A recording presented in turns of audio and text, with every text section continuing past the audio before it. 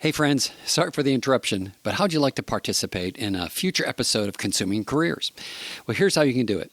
I'm starting a new short format episode series called Forgot to Ask. And in these episodes, I'm going back to previous guests, and it might be the one you're listening to now, and asking them just one follow-up question that I literally forgot to ask.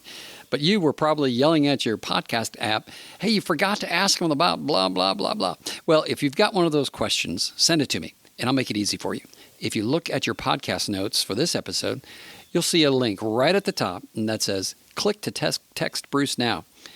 And you can use that link to send me your question. Now, make sure you include your name, the name of the guest, your question. And if I use your question, I'll certainly give you a shout out on that episode. Now, let's get back to the show.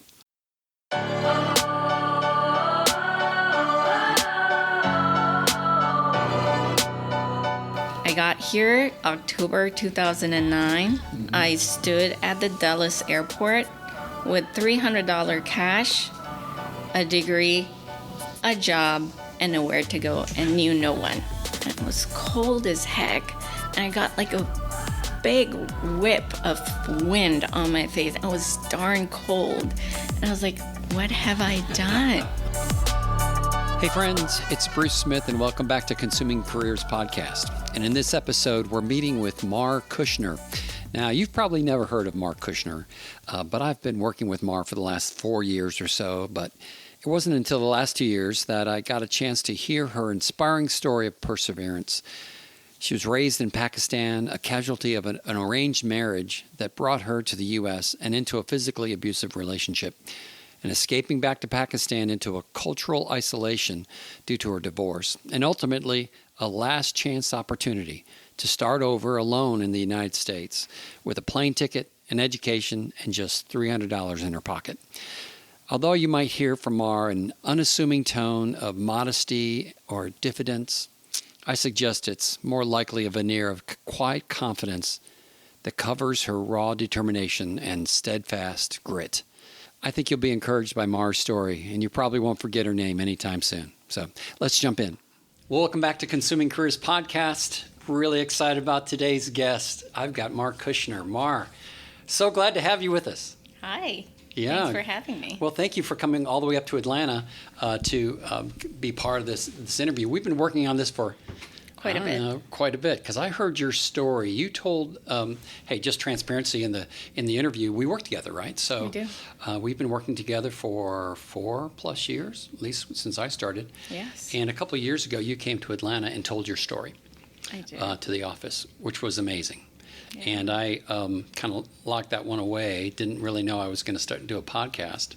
But when I decided to kind of kick this off, you were like top 5, gotta have on the podcast Oh guests. my gosh, thank you. Absolutely, because it's an amazing story. And we'll get there. But first, well, we're in our offices, and we're on the 15th floor here in Atlanta, north of Atlanta, for those of you who aren't in Atlanta listening to this. So beautiful view, which I'll tell you what's always amazed me about Atlanta is when you look out into like one of the biggest cities in North America, it's all green, right? Yeah. And occasionally you see some buildings sticking up, but it's such a beautiful view up here. Yeah.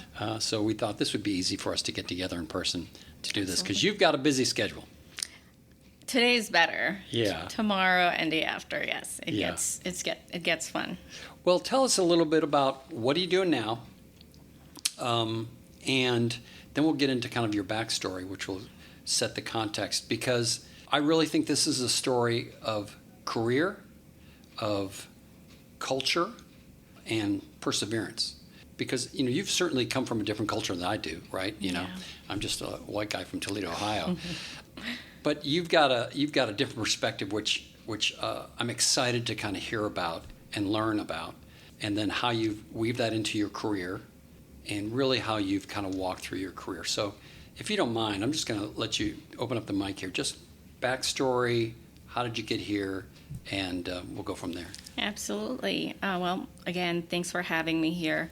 So to answer your first question, what am I doing now? I am currently serving as a senior director of talent management at a consulting firm called RGP, where you and I work together. It's a global consulting firm, and it is everything talent management. So literally the description of the word. I am a matchmaker when our clients and our team have requisitions.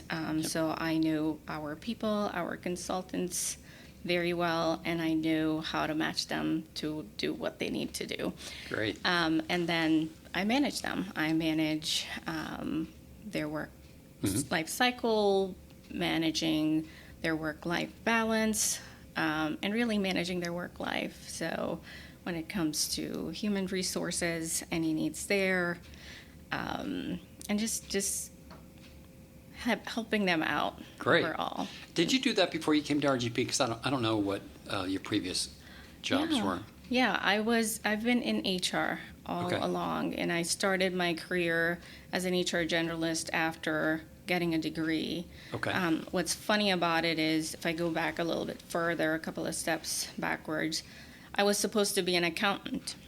All right. When I went to college, I had actually, my major was accounting, and that was back in Pakistan.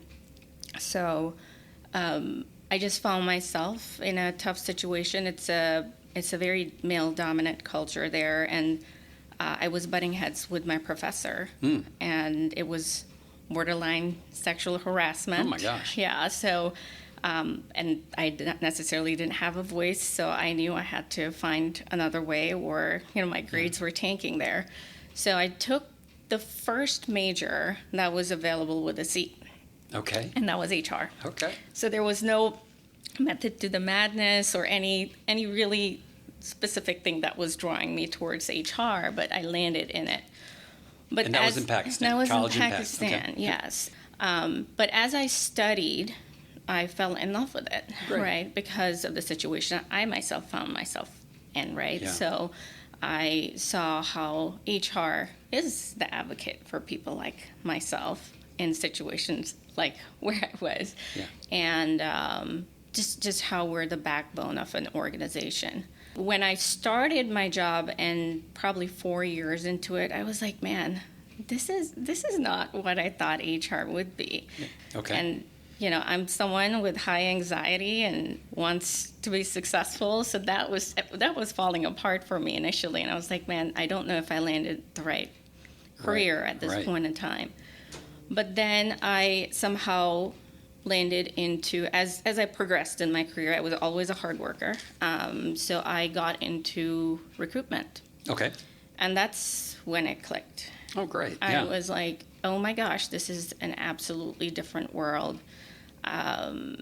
Loved being in control of what I can do, my own performance, being able to meet people, help them out, seeing how people's lives were changing. I actually left a firm, moved to another, and I remember getting a card from someone I had hired in my previous firm, and they were very grateful that that's great. Yeah. The job that I got them was life-changing. It was just so great to just kind of read. And then as I progressed, as I continued to do so, I continued to hear those stories. Oh, that's great. Really affirming. That's great. That was very fulfilling. And then from there, I landed into talent management. That was like that next natural progression, and that's where it was for me. And I was like, I thought recruiting was it, but when I got into talent management, that's a whole different level of all that I had heard about, studied about, right, and really making that impact, not only for organizations that I was serving, but then also the people I was working with and supporting and hiring. So working with comp teams, working on comp plans that give something back to the employees, advocating for employees, and, those are great things that I've really enjoyed in talent management. So the recruiting side, finding the people and attracting them to the company, but then that's fun. Yeah. But the talent management is really the relationship building and growing that trusted relationship with those Absolutely. either employees or consultants or whoever's on your team. Exactly. And it's not easy. Yeah. It's not easy to keep people happy, whether it's your own firm, people Yeah. at your own firm, whether it's the execs or whether Right, it's right. the people. People are tough. They're complicated. And lives are complicated, right? Yeah, I think yeah. one thing that I've grown in my career, but one thing I've really grown in this career is empathy. Oh, wow. Empathy Okay. for people, because you interact with them, you get to know them on a personal level, and then you're like, man, like from a surface level, it looks like things are chaotic, but when you get deeper into things, you understand the why behind it, and then that's when you step into like, okay, I want to support you. You've got potential. Yeah. Let us take you there. Let's work together. Oh, that's good. And that is the best thing that you could ever get out of Well, your career. no wonder you're so good at this, Mark, because you're an outstanding. And Thank you. look, everybody here knows that, so I'm just going to say it I for the try. record. But let's back up. So I want to hear, how did you get from Pakistan, and tell me a little bit about how you would describe that culture from a kind of personal as well as career. Because look, I've never been there. I really don't understand that culture very well. I'd love just to hear from you, like how do they embrace work? How do they look at work? And then how did you find your way to the States? Absolutely. So culture-wise, Pakistan is a Islamic country. So we're Muslims, majority, right? So religion comes into play a lot. What's the official religion of the Muslim, country? Yeah, Islam, yeah, right? So I'm a Muslim too. So, that's really the grounds of, or the basics of the culture. However, where I am now and compared to what I know about the world, we're very moderate Muslims. Like, Okay. we're not extreme to a certain level. And our culture is very much intertwined with our neighboring country, which is India. We're pretty much, almost, we were the same country at a certain time, and our culture, the way we do things, are pretty much intertwined. So I would definitely look at it in that sense. From a people's perspective, people are very kind, very loving. It's a very family-oriented culture, but it is very family-oriented, right? Yeah. So what that means is, like, whatever step you take in life, whatever you do, there is involvement, right? Family comes with you. Family, relatives, friend, everybody has Yeah. a say. Oh, wow. Right? So while it has its charms, it has its challenges, right? So that's one thing. Now, these are the good things. The food is amazing. People are great. You can never go hungry one day. You will never find yourself on the streets. A stranger will take you, and they'll be just kind, and they'll let you sleep on your own bed. Like, that's what the culture is. But then the not so good part about the culture is that it's a very male-dominant society, right? And sometimes people confuse it with, because of the religion. Those are two separate things, and the religion never preaches male over female, whereby our culture is more male-dominant in the sense women's roles are housewives, moms.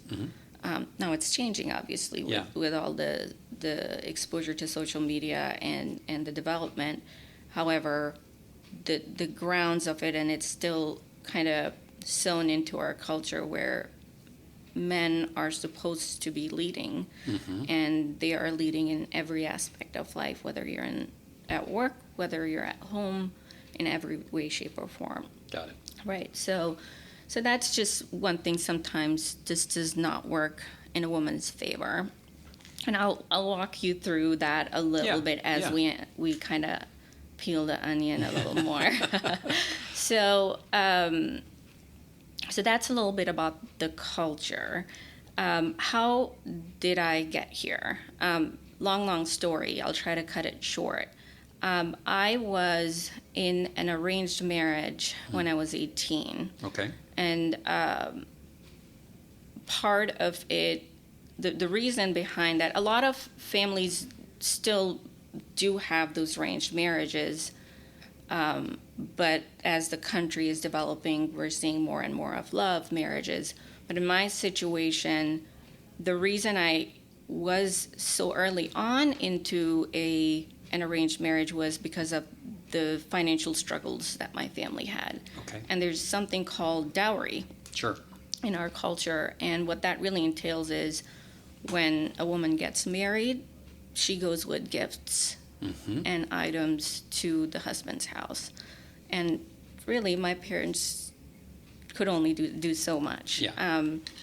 My father was going through some financial struggles at that time, and the pressure was building on them as I was growing older. It's like, who's going to marry her? Who's going to marry her?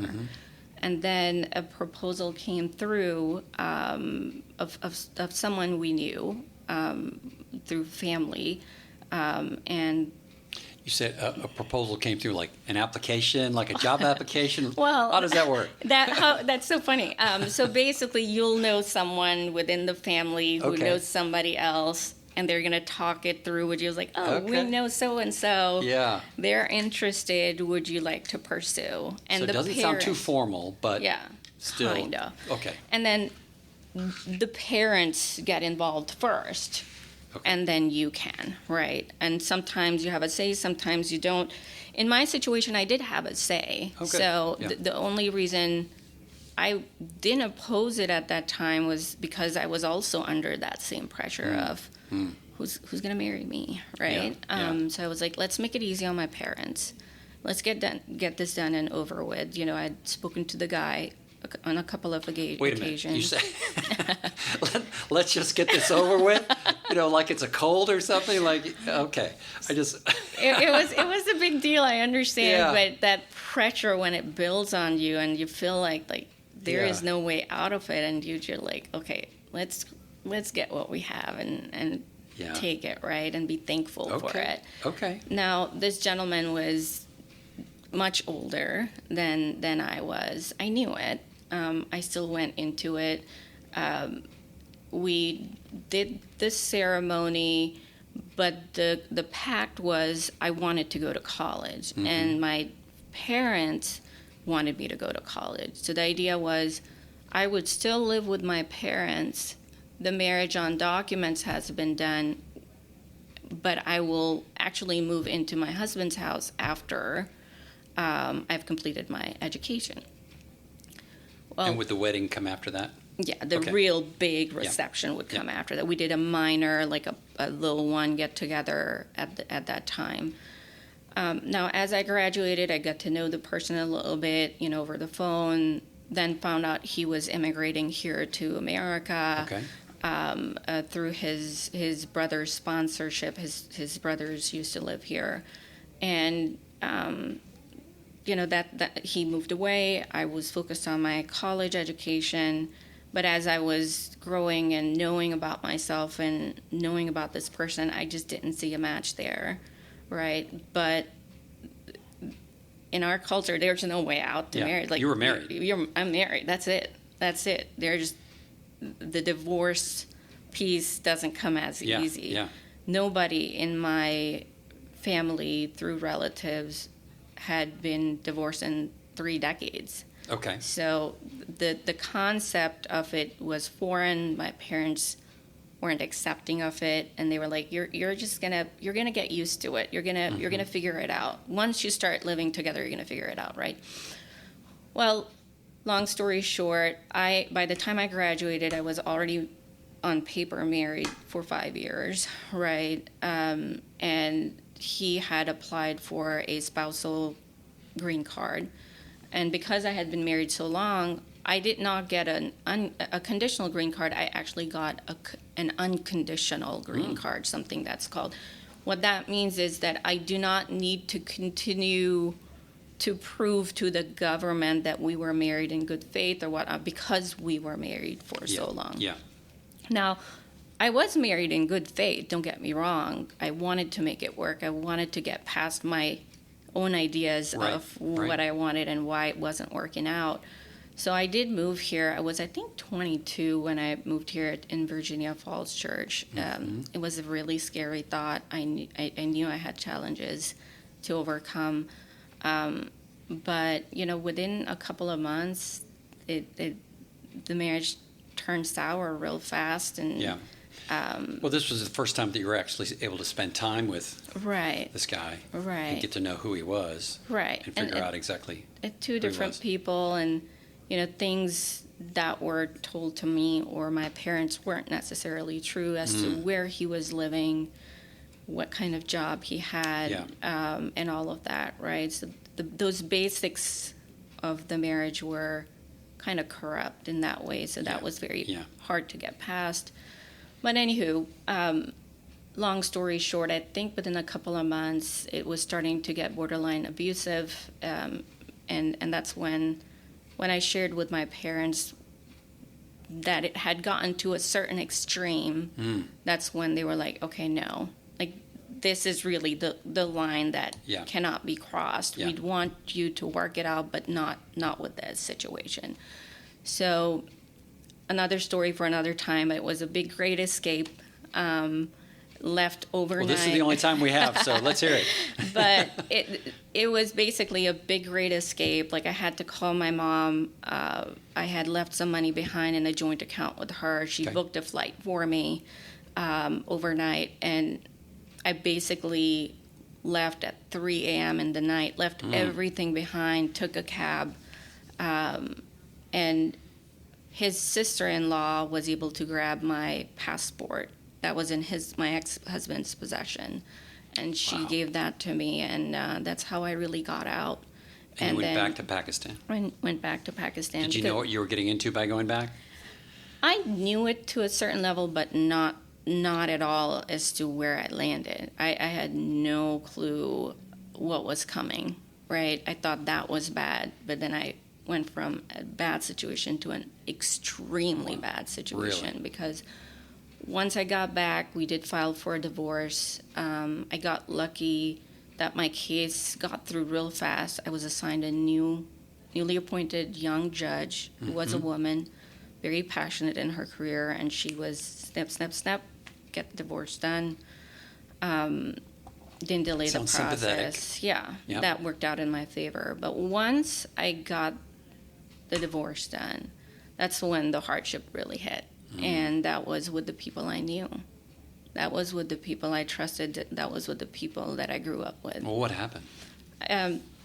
It's almost like you become the ugly duckling all of a sudden of the family, right? So nobody was allowed to talk to me. My own cousins, my friends, their parents would be like, well, she's a bad influence. You should not be around her.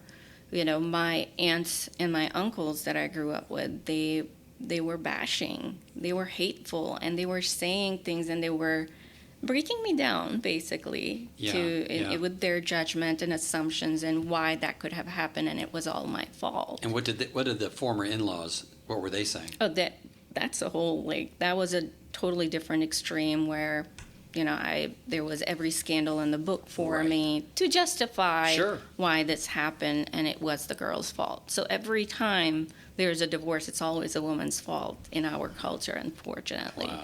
And that was the case. So anywho, I found myself 3 months locked up in my room, didn't leave because I felt ashamed with the way people were treating me, and I was being made feel as if I had done something wrong towards everybody, and I was this curse. You hear it enough, you're going to start to believe it, right? Yeah. So that, and then, lost a lot of friendships. It was very heartbreaking when these people who you've known all your life and you thought you could take a bullet for. Those were the people that would break you down, right? So it was hard, but then I continued working at the place I was initially working at, and that's where my lifeline was, work. I had a degree. I did well at what I did, and that was my escape. So office to home, no other social life, right? Okay. All right. So that's what happened. Luckily, I was doing very well from a work perspective. I had moved up the ranks. I had been moved into a manager position to report directly into the CEO of the firm. And that CEO, luckily, was a friend of my father. Okay. And a friend of the family for a very long time. He knew my potential. He was a great mentor. And, he helped me minimal things like learn how to save, learn how to be financially independent, really showing me that was very helpful. Well, it sounds like he was also supportive through the divorce. He was. That's great. And Wow. he gave the support to my parents that they needed also, because they were going through it with me. And it was harder on them because they blamed themselves for it. Wow. So that was another level of trauma they had to overcome. That's a pretty big burden. Right. So then from there, that CEO was opening up an office in Washington, D.C. He had contracts with, I believe, Lockheed Martin or something, and he was launching PR here, and he wanted to get more work. And he hired a bunch of ex-Congress people and whatnot into his office, and it was actually right on Pennsylvania Avenue in D.C. Okay. You could see the right wing of the White House, and it was a beautiful office. So he was like, hey, these are people that are great at what they do, but I don't know who they are. Are they going to be honest with what they're doing? And they're running the office without me being there. I don't have anyone that I can sponsor at this time to move to America to help me get to, or help me to understand what's happening in the office. Yep. You've got an unconditional green card. Now, I had no plans to move back here. I was thinking... Let alone the D.C. area. Right. So he was like, would you go help me with the HR and admin and ops stuff, but then also keep an eye out for me and report back to me how things are going. Good. I want you to manage my bank statements also to understand where the spending is. I need a report on that. Wow. So I was like, ooh, I am a girl who's never left my parents' house. I only go to work. That's all I know. And all of a sudden, I'm moving somewhere to a strange country. I was like, I don't know if I can do it. So why'd you do it? Well, I think it was a combined effort. He got my parents on board. My parents' approval was everything for me. I thought I could do it, but I needed that approval. But then also, I think that misery that I was in, and that was the only light that I could follow at that time. So a fresh start. Fresh start. That was my only way for a fresh start. And, the deal was, the CEO said, I'm going to give you 2 years. You do have the option to come back. You're going to earn $1,800 a month through me. Okay. With taxes. Okay. And after 2 years, you can come back. You can come back prior to that. Or after 2 years, you take a new job and take your life off. Right? Okay, so wait a minute. So this is 2010-ish? This is 2009. 2009, making approximately $22,000 a year in D.C., which, by the way, is no bargain basement, rent district. So it was holy smokes. It was the most insane thing when I look back at it. Had I known what I know now, I'd be like, y'all are crazy, right? Yeah. But at that time, not knowing the difference, it felt like a lot of money. And I was like, this is my fresh start. Let me try it, right? Okay. So I got here October 2009.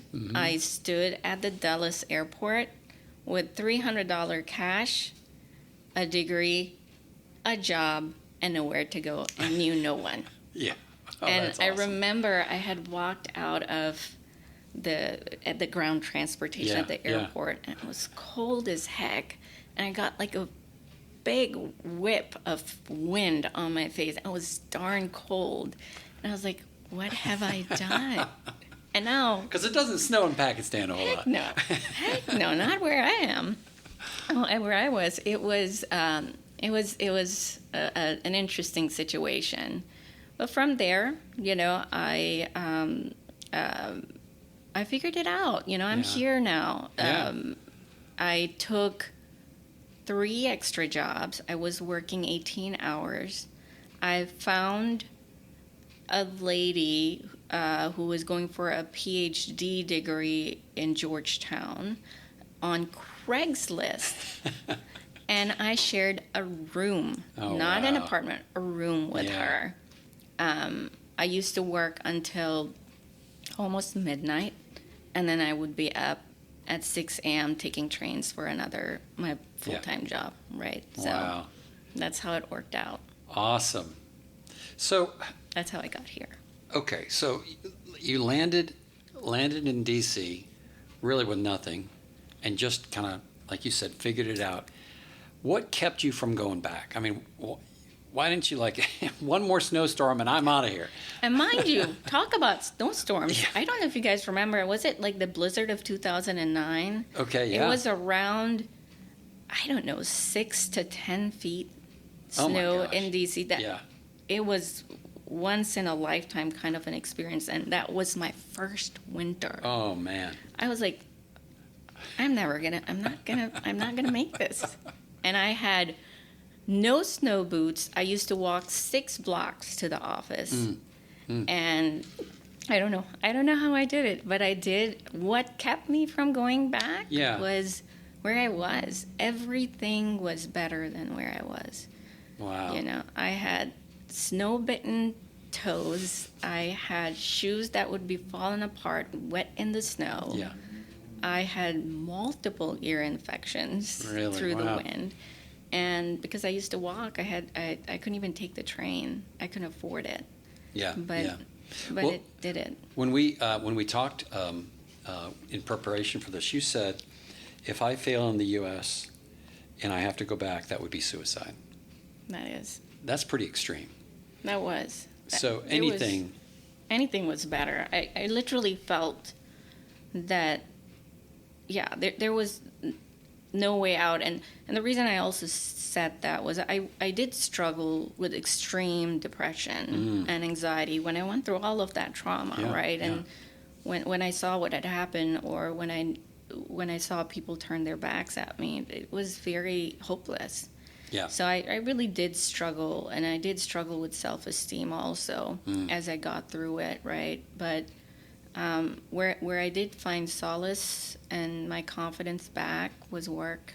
Yeah. That's what I knew I was good at. I might have failed at a marriage. I might have put a bad name on my family's, name or whatnot. But hey, just to be clear, you did not fail at a marriage. It failed you.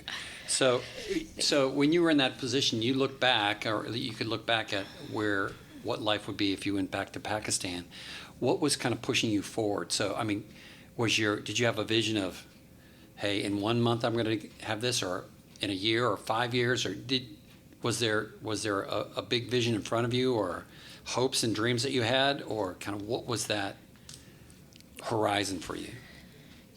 I've always been the person who've always wanted a good life. Yeah. Now, that good life didn't come with a vision of Lamborghinis and being a billionaire. It came with the vision of a comfortable and healthy life. And it was baby steps always. Okay. It was survival first. Wow. It was survival first. And for me to just get through a year after year after year, was always how it worked. So, I'll give you examples. I started knowing nothing about the HR world here in America because the benefits work differently. Payroll, taxes, everything works very different, right? Well, now I have to learn that. Now when I learn it, what's next? Okay, now I'm applying that education into my work life. Now let me learn the next thing. Let's learn a software. Okay, let's get a certification. all right, we did that. I got through 2 years with all of that, got some experience, got to understand life in America also. I didn't even know what income taxes were. Imagine that, Yeah, right? Like, yeah. I didn't know the basics. I didn't, the first year, I didn't know anything about taxes, so they weren't taking out taxes from my paycheck. No. Okay. So tax season came, I got hit, slapped by you did. in DC. You could imagine. I was like, darn, how am I going to come up with that money? Yeah. So like increased my hours in the part-time jobs. And these part-time jobs, by the way, I worked at the Limited.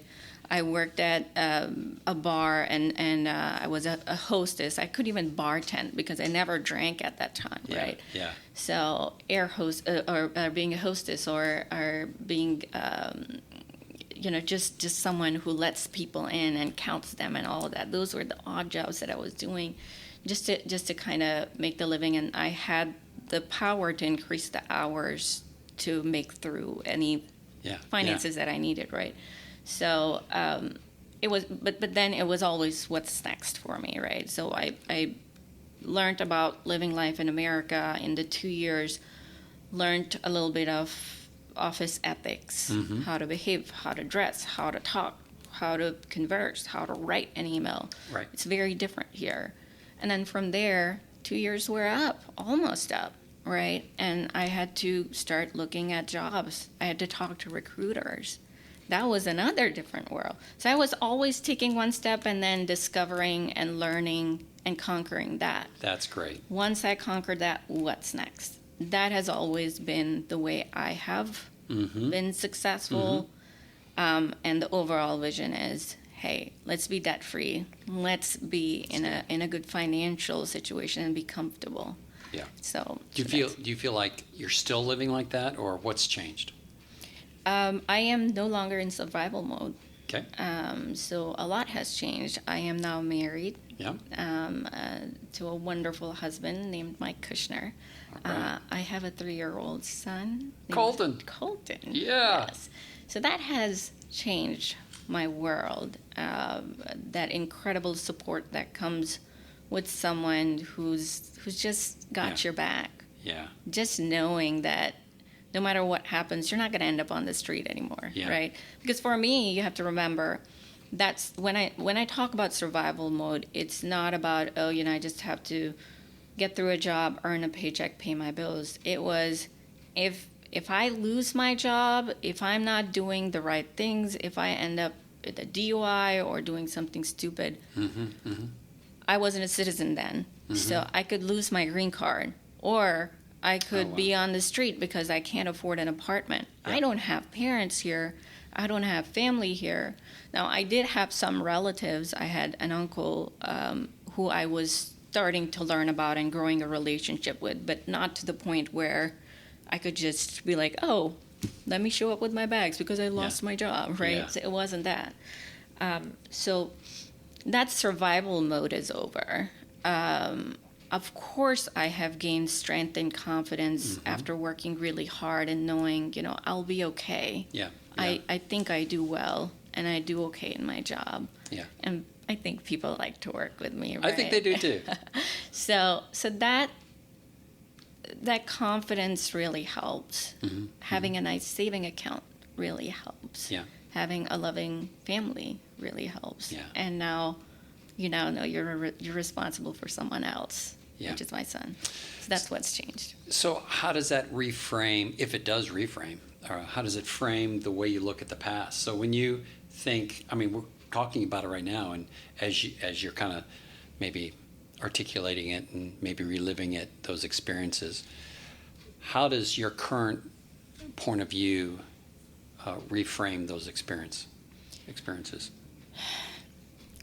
So one thing I always say, in the moment it felt when it was all going down with the divorce, with how people were behaving or treating me, it felt in that moment with like the end of the world. Yeah. And that was it, and my life was over and I had no way out. But the way I explain it to people or describe it is that was the worst, yet the best thing that ever happened to me. Wow. Because had that not happened to me, I would have not pushed that hard. I wouldn't have come to the realization that I'm on my own. Mm-hmm. And then learning that I can do it. Yeah. Right? Yeah. I can manage it. I'll be all right. Yeah. So that dependency of certain relations, I had to let it go. Yeah.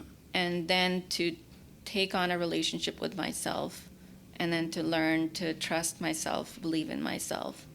So that's the change of perspective. Yeah. And you talked about having a voice. Having a voice. What, and the voice, how do I explain this? So when you work hard, that's my way of realizing it. You just don't get a voice just because you get a voice, Mm-hmm. just because you talk loudly or you can talk at the table. You get a voice when you get listening ears. And you get listening ears by showing your worth and working really hard, and showing people what you're capable of. That's when you get people's ears. That's when you get the attention, and that's when you get a voice.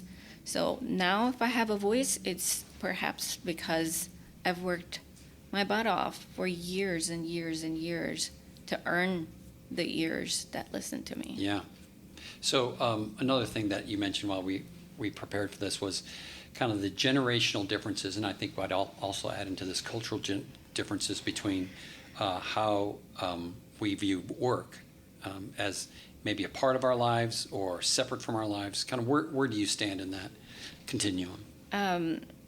So I'm going to make a joke here. I come from a Brown family, right? So if you know Brown families, we are competitive when it comes to our education and our careers. Okay.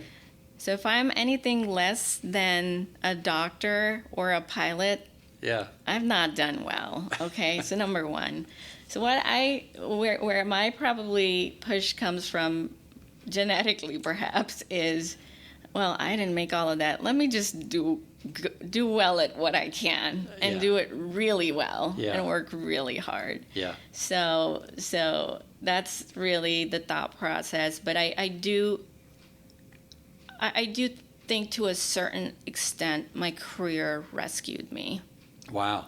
That's powerful. And that is what defined me when I was becoming independent, when I was fighting through, when I was pushing through, and I had to continue to go back to focus on my career because that is what was pulling me out of the disarray I was in. Okay. So, yes, career. I know our generation looks at it differently, but for me, career was everything, and perhaps will continue to be something that will define me a lot. Wow, that's good. When you think about purpose, maybe even calling, I would say that's almost an extreme if you call your purpose your calling. But and I think many times it's I don't know if the rest of the world has the luxury of even thinking about purpose. Like they just wake up and do what they do to survive. So when you think about the idea of purpose, does something come to mind like, wow, I've come through all of this for this purpose, and that purpose is, how would you define that?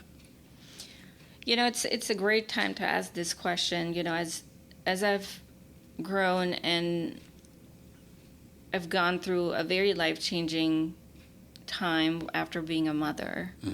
It's life-changing, and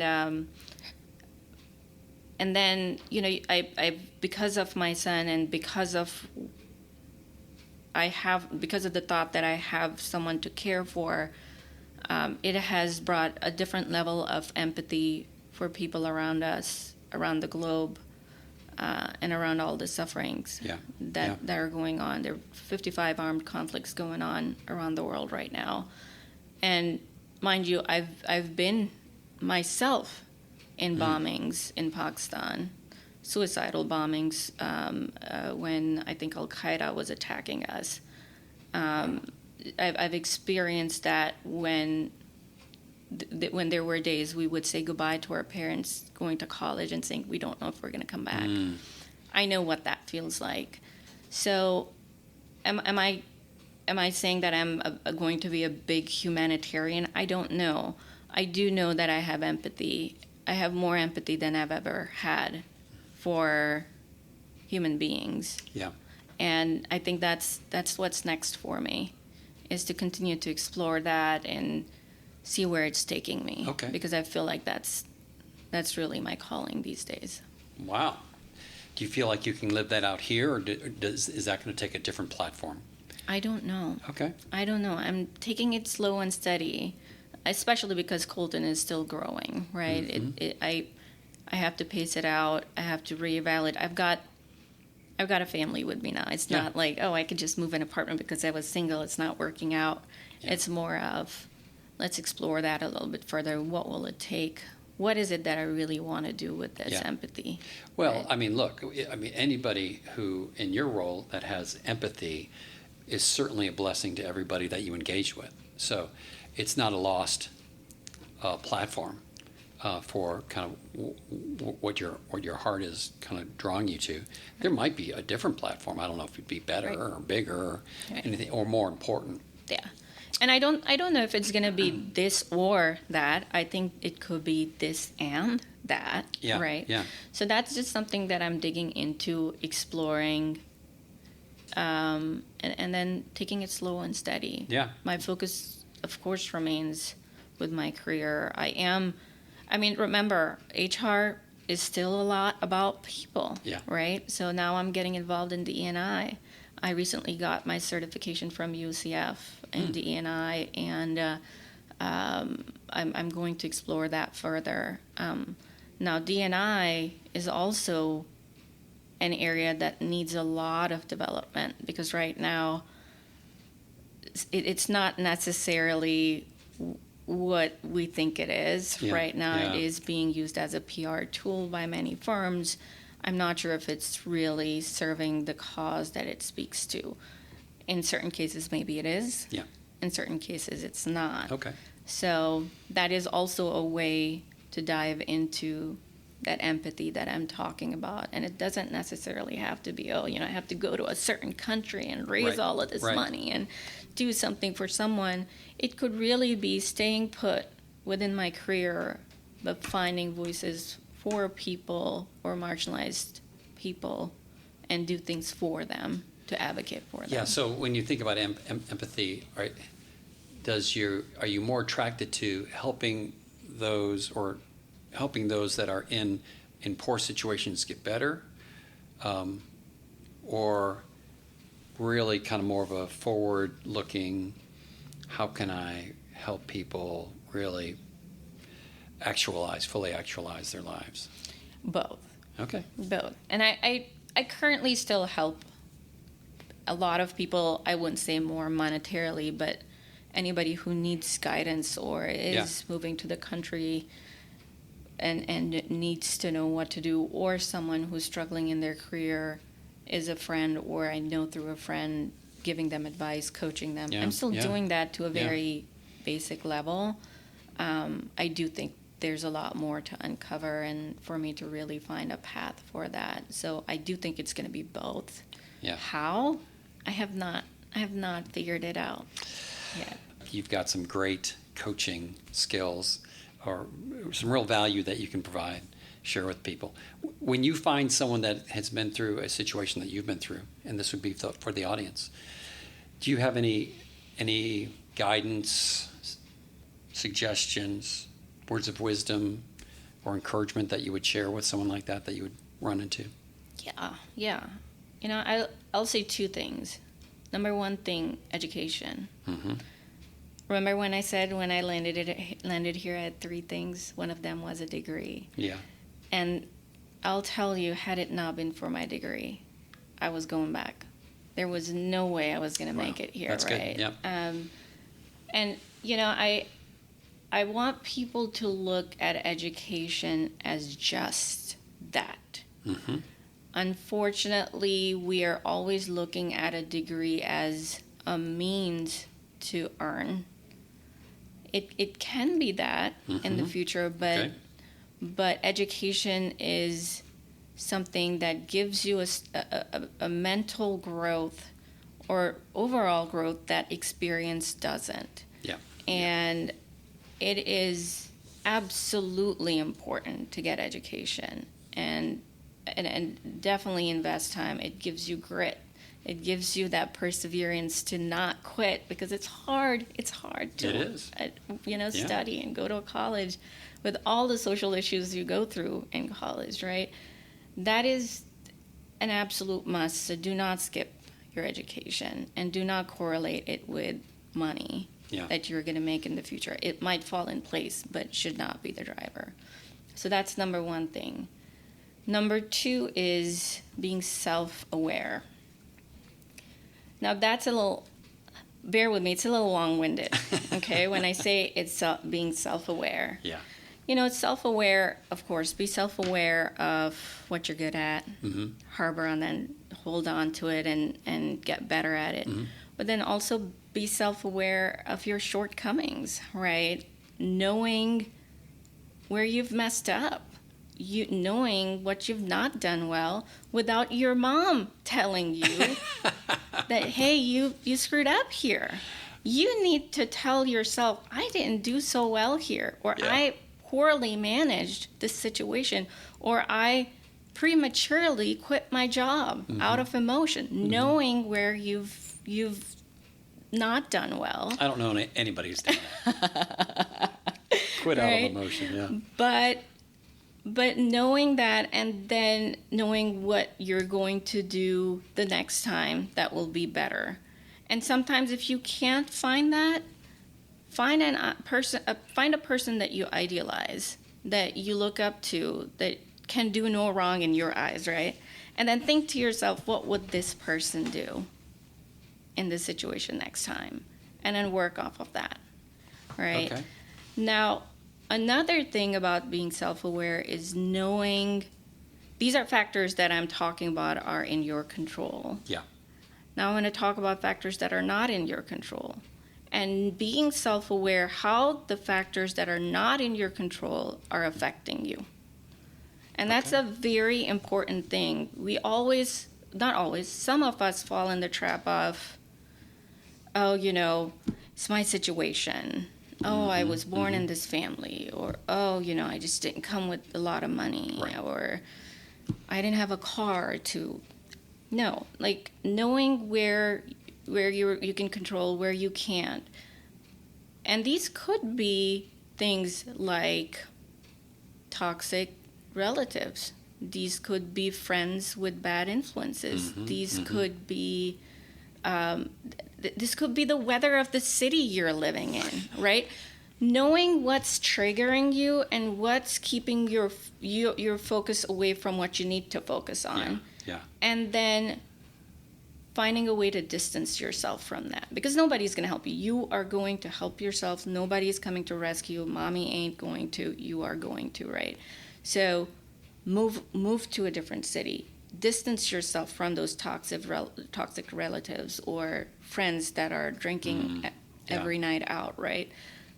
And then finding or creating an environment for yourself where you will thrive in. Yeah. Nobody's going to do it for you other than you. So that's important. You don't have a whole lot of sympathy for some whiners. Poor Colton. He's like, it's going to be, Mom, I'm hungry. And you're like, whatever, get your own food. You're on your own. He's going back to Pakistan every time he whines. I'm like, let me take you back. Oh, that's funny. Have you read the book Grit by Angela Duckworth? I have not yet. I've heard about it. Oh, my gosh. Yeah, that's what you're talking about, the whole idea of grit, which is just a great topic. Yeah. If you want to do something, you're going to find a way. Yeah. If you don't want to do something, you will find every excuse in the book to not do it. That's good. Right? That's some good wisdom it's up right to there. You. Yeah. All right. So I got one last question, and then we'll get on to the lightning round. All right? Okay. So do you feel like you're consuming your career, or is your career consuming you? I am consuming my career. Good for you. It has definitely helped me grow into the person I am. And I definitely do commend the organization that I'm working with. Yeah. I joined them when I was young and dumb, to now. I'm not saying that I'm all this great person with wisdom, but I'm learning. Yeah. And I'm growing. And I'm growing as a human being outside of work also. That's great. Yeah. That's great. Well, I don't think anything is going to consume you ever again. All right, let's go. Let's go to the lightning round. Ready? Ready. Okay, here we go. 5 questions. Okay. First question. Do you have a favorite quote? If you don't have anything good to say, don't say anything at all. All right, where'd you hear that? Or did someone share that with you? My grandfather, when I was very young, before he passed away, he used to say that all the time. So I remember That's that good about wisdom. him, yeah. Yeah. I've heard that a lot. I don't always use that. I have to remind myself. I'm not saying I always follow it. Inside voice. All right, number 2. Best book you've read lately? Laws of Human Nature Really? Who wrote by that? Robert Greene. Okay, is that what is that? What kind of book? It is self-improvement book. Okay. It was very eye-opening. It's I've read a couple of other books, but that I always go back to that one. All right. Well, put grit on your reading I list am. next. Okay, number 3. Who is one of your lifetime heroes that you would idolize? Good question. It has changed over that's all right. time. My lifetime hero is my mom, though. Wow. Okay. A lot of my grit came from seeing her, what she did for us. What did she do? She was the head of the household, and she was a housewife too. Yeah. My father struggled with finances, keeping a job and working. So my mom used to work, and she was focused on our education, and she used to save every penny for us. Mm. And then while she had us and she had a job, she also completed her master's. So I don't know how she did that, but she used to work hard. Her house was pristine. I'm not sure if I turn out all that great, but somewhat. But she was a phenomenal mom, and then just a great human being that I always go back to and saying she's just so kind, so genuine, and even when she's a human being, even if she makes mistakes, she is just so real about it and down to earth about it. One thing that there's a story about her is that she, when I was born, there was a complication, and she got paralyzed. She could not walk for the first few months. Really? To the point my father had to even take her to the bathroom. She had to be picked up. She overcame that. She learned to walk again, where the doctor said she will never be able to. And all right. She was in some rough circumstances. So yeah, she's definitely it for me. That's a double dose of grit in Mar's family. Yeah. All right. That was a nice sidetrack. Okay, number 4. Although I'd love to go deeper on that one. So I think, didn't your parents come to visit recently? Like for the first time? They did for the first time. I saw them after 7 or 8 years, I think so. I bet that was awesome. Oh my God. Yeah. It was, I wish I could explain. It was amazing. After everything you've just shared, and for them to come visit you after whatever, 7 or 8 years. And come visit and see that I'm okay. Yeah. I'm okay. Okay. Back to the lightning round. Number 4. If you had to work from the beach for a year, which beach would you choose? Siesta Key. Do you need to take some time to think about that one? No, Siesta Key. That's my calling. I am going there. That's Siesta Key. That's where my next move is. Okay. All right. Hope Mike knows that. Oh, he does. We're working. All right. Last question. Which would you choose? Either, I don't know where I got this, 24 hours to wear any pair of shoes you like, any in the world, or to drink any bottle of wine that you like. And by the way, for the listener, you have some real great fashion style. Thank you. Absolutely. I think I would, now where I am, I would still go for shoes. Shoes. Yeah. Okay. I'm slowing down on the drinking. But you only get them for 24 hours. Oh, by the way, what kind of shoes would they be? Definitely stilettos. Okay. High heels. Any kind would work. I'll be fine. Any brand would work. Any brand, but you can have any brand you want. Yeah. Okay, all right. Well, Mar, this is great. Thank you for taking time to just kind of share your story and all the encouragement wrapped around that. And to get to know you a little better. Yeah, this has been delightful. I appreciate it. Thanks for having me. All right. It's I'm not a speaker, so you got it out of me. Well, you did great. This is fantastic. Thanks again. Thank you for joining us on Consuming Careers. If you've enjoyed the show, please click the follow button in your podcast app so you won't miss any of our future episodes. And if you have a minute, write us a review. We truly appreciate hearing from our listeners. And as always, I'm Bruce Smith, and you've been listening to Consuming Careers.